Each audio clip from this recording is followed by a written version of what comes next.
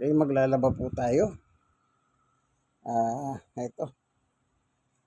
Ito muna yung aso ko. Tinatanong ko siya kung tsonggo siya. O hindi aso. Kasi mahilig siyang nakakit sa balikat. Winter.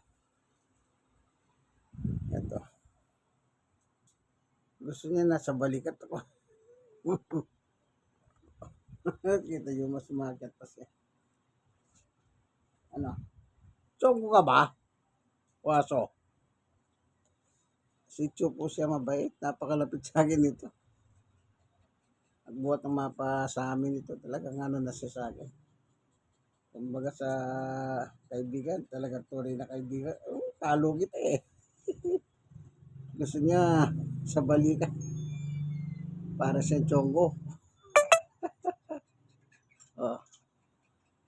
Sabihin mo hindi ka tsonggo. Sabihin mo aso ka. Napakabait po yan. Okay, maglalaba tayo. Okay. Ito. Yan. Ito, si Chonggo.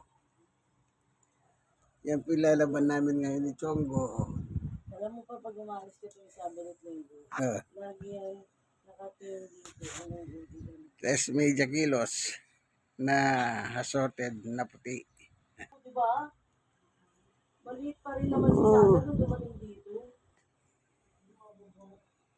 4 years na siya dito.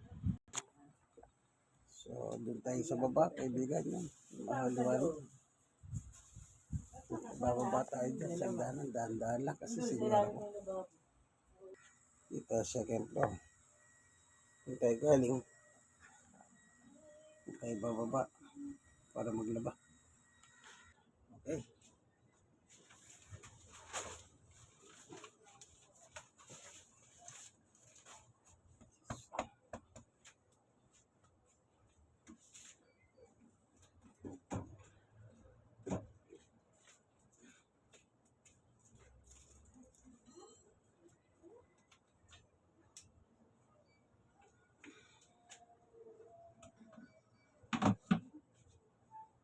Sige dyan. Saan naman o? Hirapan na ako eh. Sige tayo.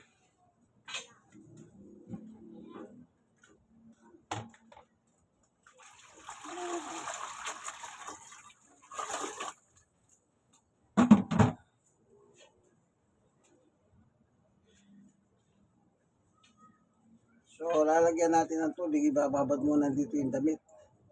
Mga 30 minutes. At saka natin paandarin yung motor. Para yung dumi ng damit, mamamaga. At yung damit, lalambot. No? Lalagyan natin ng tubig. So, nilalagyan ng tubig. Para lalagyan ng sunrox. Sunrox.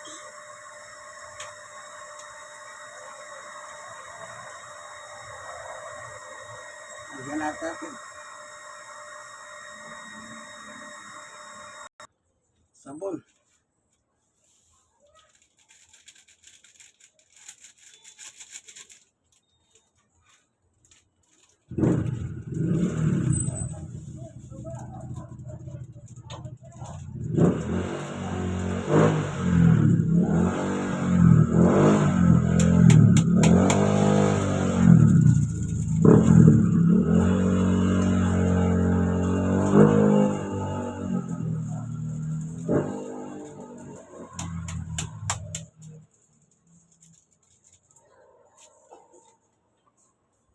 Okay, bababad na tayo.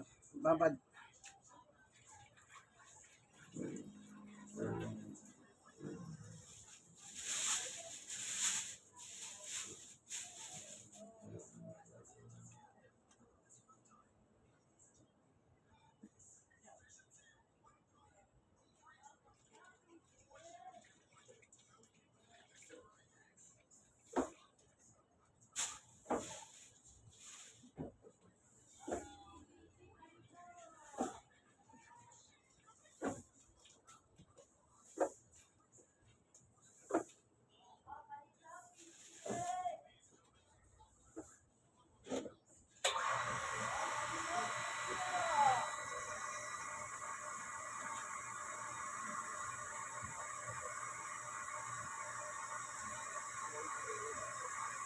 Titi, palitan mo.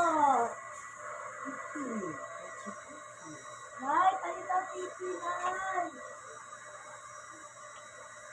Bigyan mo yung sabon ng puti.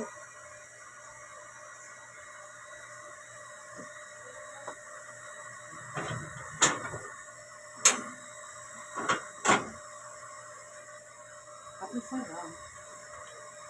Ganyan na lang yan.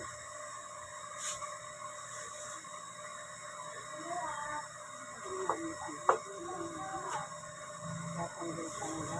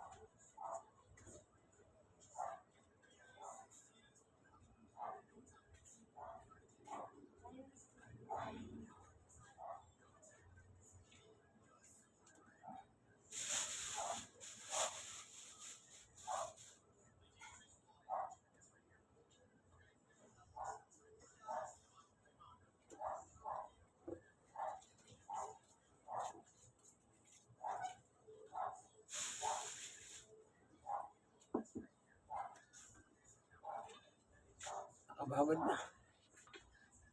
Ayan, nakababad na.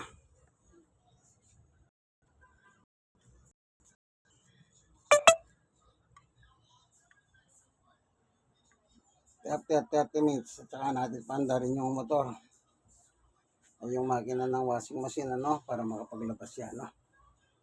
Palipas lang tayo ng 30 minutes para mamagayin dumi at lalambot na yung ng damit. Huwag po siya mahirapan maglaba. So, ang inyong kaibigan Jesus Brother Manny Bautista sa akong senior citizen, stroke nurse at PW. God bless us all. Bye-bye.